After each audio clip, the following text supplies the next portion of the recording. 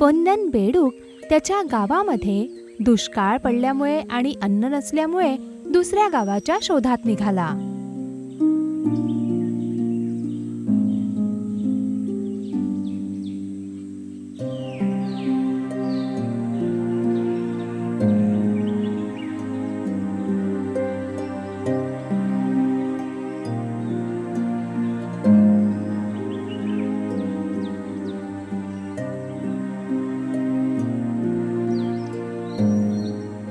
बेडकाने ऐकलं होतं की गावाला जातानाच्या दिशेला एक तळं लागतं जे कधीच सुकत नाही. मी कधीच चालतोय. मी तहानेने आता मरून जाईल.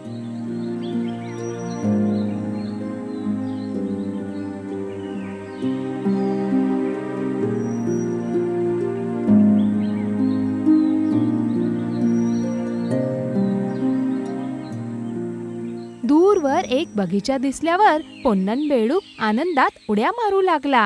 अरे वा, ही जागा तर झाडांनी आणि फुलांनी भरली आहे. मला खात्री आहे कधीही न सुकणारं तळं इथेच आहे. पोन्नन बेडूक त्याचा थकवा विसरून त्या दिशेने लवकर चालू लागला.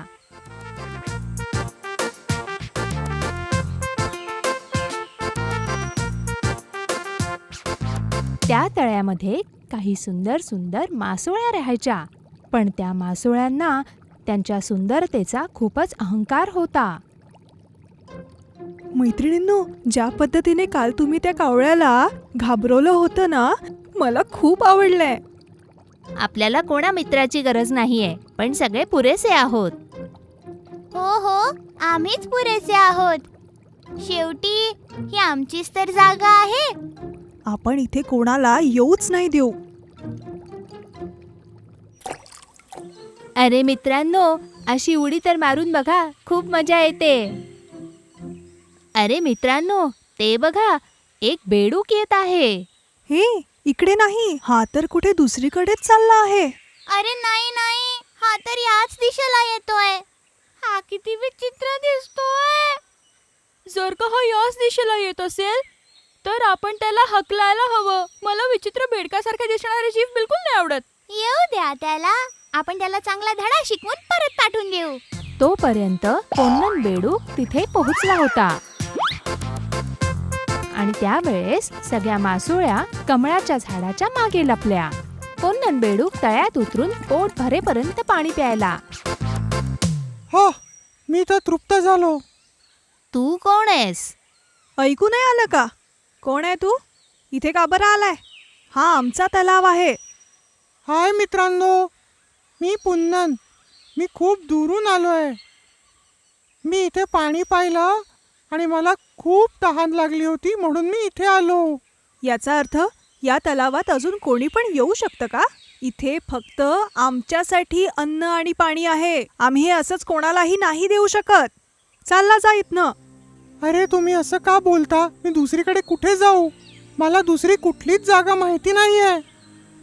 बरं होईल जर तू लवकर निघून जाशील. तू स्वच्छ पण नाहीयेस आणि खराब दिसतोस. शी, तुला बघून मला कसं तरी होतंय. जा तू, लवकर जा इथून.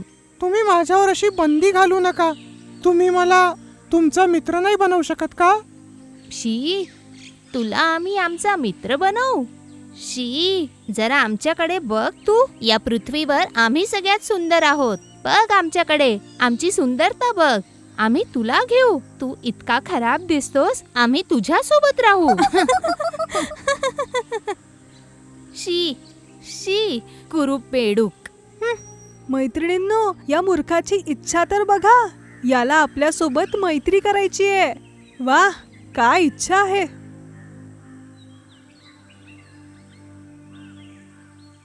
पुढल्या दिवशी पोन्नन बेडूक पुन्हा एकदा तळ्यापाशी मासोळ्यांसोबत मैत्री करायला आला. अरे, तू तर किती आगाऊ आहेस. आम्ही तुला नाही म्हटल्यावर पण तुझी हिम्मत कशी झाली या तलावाकडे परत यायची? अरे, मी तर या तळ्यात फक्त पाणी पिण्यासाठी यायचा विचार करतोय. आतमध्ये नाही येणार. तुम्हाला काही त्रास न देता चुपचाप पाणी पिऊन इथून निघून जाईल. तुला पाणी नाही मिळणार. निघून जा इथून. मला सुद्धा पाणी पिण्याचा अधिकार आहे. तू आमच्यासोबत हक्कांबद्दल बोलतोस? लगेच निघून जा इथून. एक कासव तळ्याच्या दुसऱ्या पाळीला बसून हे सगळं बघत होता. तळ्यामध्ये उतरायला नाही मिळाल्यामुळे नाराज झालेल्या बेडकाला जाताना बघून कासव मासोळ्यांपाशी आला. तुम्ही त्याला या तळ्यात प्रवेश का नाही करू देत? आम्ही त्याला हटकून लावलं. तळ्यामध्ये राहण्याची परमिशन आम्ही त्याला नाही देऊ शकत. आपण किती सुंदर आहोत. तो बेडूक तर किती बिनकामाचा आहे. तो किती विचित्र दिसतो. छी. हे बघा, कोणाच्या रूप आणि सौंदर्यावर कोणाला कमी लेखायचं नसतं, कळलं? आम्ही सगळे पुरेसे आहोत. तुम्हाला माहितीये का, एकदा एका छोट्याशा उंदराने एका मोठ्या सिंहाला एका शिकाऱ्यापासून वाचवलं. म्हणून आकार, सौंदर्य आणि रूप यावर कोणाला कमी लेखू नये. मग काय झालं? जे सांगायचं होतं ते मी बोललो. बस इतकंच. अनुभव मोठा गुरु असतो. तू आमच्या तलावातलं पाणी काय प्यालास? आम्हाला सल्ले द्यायला आलास? बघा, तुम्ही जसा विचार करता तसं नाहीये. पाण्याची तर सगळीकडे कमतरता आहे. आमच्याकडे तर पाणी आहे. हे आपलं भाग्यच आहे की इथे आताही पाणी आहे. पण कुठल्याही क्षणी हे तळं पण आटू शकतं. इकडलं पाणी तर मुळीच नाही आटणार. जरा विचार करून बघा, जर हे तळं आटलं तर तुम्ही काय कराल?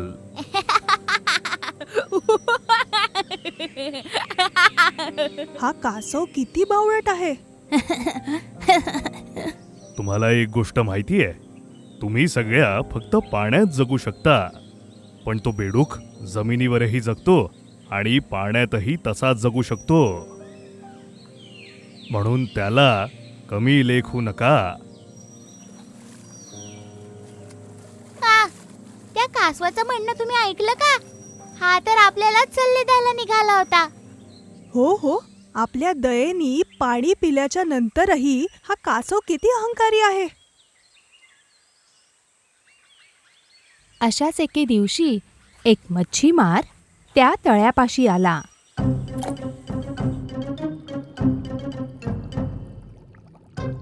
अरे अरे थांबा, ते नका खाऊ.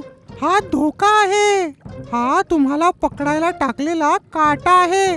तू इतका विचित्र असूनही तुझी इथे येण्याची हिंमत कशी काय झाली? आता पटकन या तलावात निघ. आपण गेल्यानंतर त्याला खायचं असेल ते. अरे थांबा थांबा, नका खाऊ. यात धोका आहे.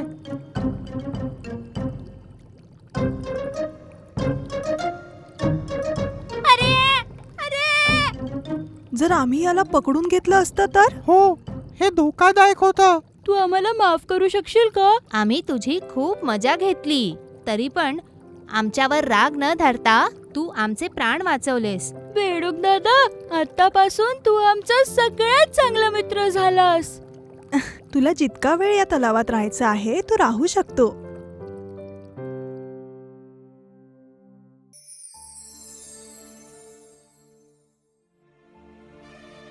वाचवा वाचवा, कोणीतरी आमची मदत करा. त्यावेळेला तिकडे एक बगळा मामा पोचला.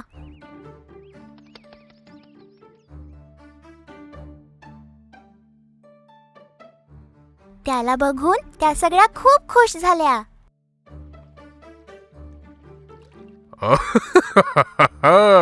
या तलावात तर खूप साऱ्या मासोळ्या आहेत. काही दिवसांसाठी मला पण जेवण मिळेल. बगळ्या मामानी मासोळ्यांना म्हटलं, मित्रांनो, घाबरू नका. इथून काही दुरावर एक मोठा तलाव आहे. त्या तलावाचं पाणी कधी आटत नाही. खरंच? पण आम्ही तिथे कसे पोहोचणार? हा, तुम्ही काळजी करू नका. मी तुम्हाला त्या तलावापर्यंत पोहोचवेन. पण प्रत्येक दिवशी काहीच मासोळ्यांना घेऊन जाऊ शकेन. चालेल? मासोळ्यांनी बगळ्या मामाच्या गोष्टींवर विश्वास ठेवला. दररोज बगळ्या मामा त्या मासोळ्यांना दूर घेऊन जायचा आणि एका दगडावर ठेवून त्यांना खाऊन घ्यायचे.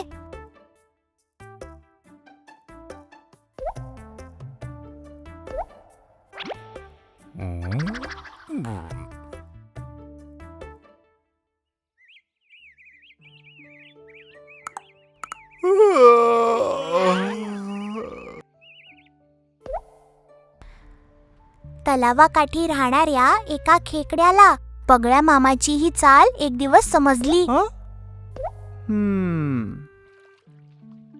खेकड्याने तलावातल्या त्या मासोळ्यांना सांगितलं, मित्रांनो, तो बगळा तुम्हाला फसवतोय. तो तुम्हाला तलावात नाही तर मध्ये रस्त्यात मारून खातोय. बापरे, आता आपण काय करणार? काळजी नका करू, मी तुम्हाला वाचवतो. असं सांगून खेकड्यानी त्या मासोळ्यांना सांत्वन दिलं. दुसऱ्या दिवशी जेव्हा बगळा मामा पोचला तेव्हा खेकड्यानी बगळ्या मामाला सांगितलं, बगळ्या मामा, मला पण वाचवा. मला पण त्या जवळच्या तलावात सोडून द्या.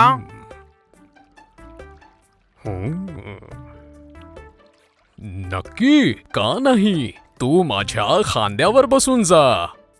अशा प्रकारे मासोळ्यांना चोचीत घेऊन आणि खेकड्याला मानेवर बसवून बगळा मामा उडू लागला.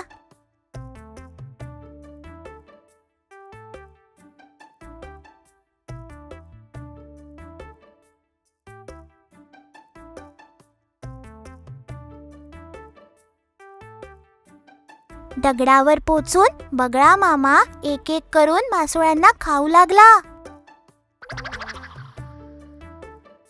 आणि त्याच वेळेला त्या खेकड्यानी बगळ्या मामाची मान दाबली. दुखत असल्यामुळे बगळा मामा जोरात किंचाळला. अरे बापरे, मला काही नका करू. मी कोणाला नुकसान पोचवणार नाही. कृपया मला सोडा. मी आता काही नाही करणार. ह्यानंतर बगळ्या मामानी असं काही पुन्हा कधीच नाही केलं. काय तारा मामा, आज खूप आनंदी दिसताय. अरे, मी अजून नाही हसू शकत.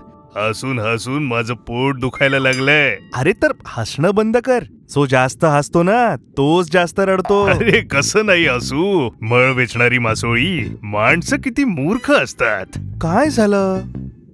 कुठल्या ऑक्टोपसची भविष्यवाणी ऐकून हे सगळे पोरं माझ्याकडे आलेत हे जाणून घ्यायला की भारत कधी ऑलिम्पिक जिंकणार. तर मामानी भविष्यवाणी सांगितली. काय सांगू? अरे ते सगळं सोड. काल तू कुठे दिसला नाही. कुठे होतास? मी सोनेरी मासोळ्याचा बंगला स्वच्छ करायला गेलो होतो. विचार केला एका दिवसात होऊन जाईल, पण लागले 2 दिवस. मी कितीही इमानदारीने काम केलं.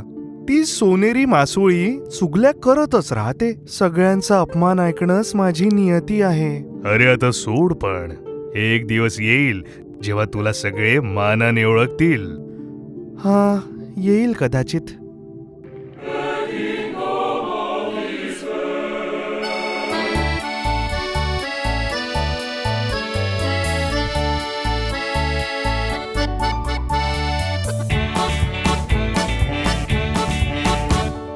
मास्यांमधून छोटू गप्पी मिशे फुटवाली. बघा किती सुंदर आहे मी गोड मासोळी. मास्यांमधून छोटू गप्पी मिशे फुटवाली. बघा किती सुंदर आहे मी गोड मासोळी. मासोळी घराची देवदूत म्हणजे एंजल मासोळी मी. मासोळी घराची देवदूत म्हणजे एंजल मासोळी मी. माझ्यासारखं कोणी सुंदर आहे का सांगा. काळा कावळा पण आहे सुंदर जाणून घ्या तुम्ही. काळा कावळा पण आहे सुंदर जाणून घ्या तुम्ही. खूप सुंदर काळी वाली मी आहे ब्लॅक मॉली. खूप सुंदर काळी वाली मी आहे ब्लॅक मॉली.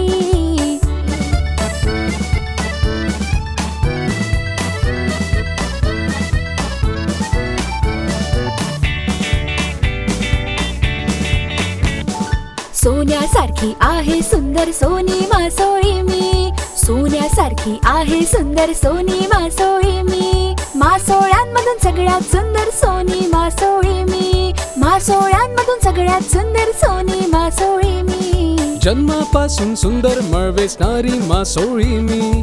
जन्मापासून सुंदर मळ वेचणारी मासोळी मी. राहतोय मी तुमच्या सोबत म्हणून मी पण सुंदर.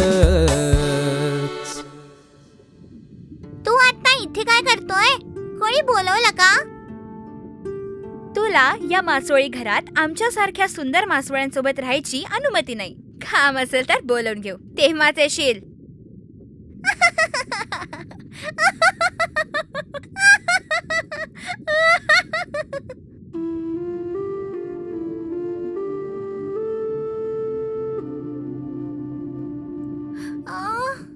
काय दिसतच नाहीये. कोणत्या ठिकाणी आलीये? इथे तर मी मरूनच जाईन.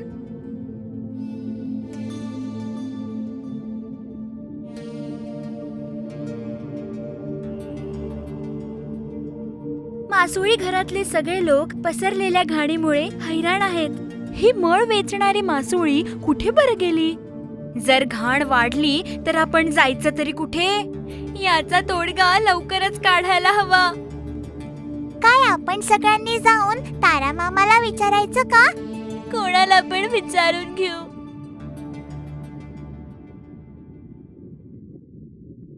काय झालं सगळे एकत्र? मामा, आम्ही सगळे मरणाच्या दारात उभे आहोत. पहा तर, मासोळी घरात घाण वाढतच चाललीये. हे कसं झालं? ती मळ वेचणारी मासोळी मळ साफच नाही करत आहे. मळ वेचणारी मासोळी कोणासाठी हे सारं घर स्वच्छ करते? स्वतःसाठी की आपल्यासाठी? ते तर का सगळे शांत का? आता बोला.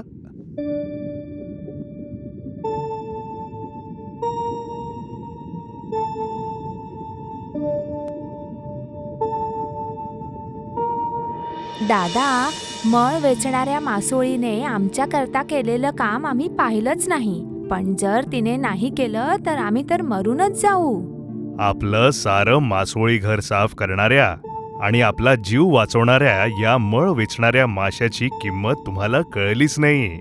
तुम्ही केलेल्या या मोठ्या चुकीचा परिणाम आता आपण सगळेच भोगतोय. चूक झाली मामा, आमची चूक झाली. आम्ही मळ वेचणाऱ्या मासोळीची माफी मागू.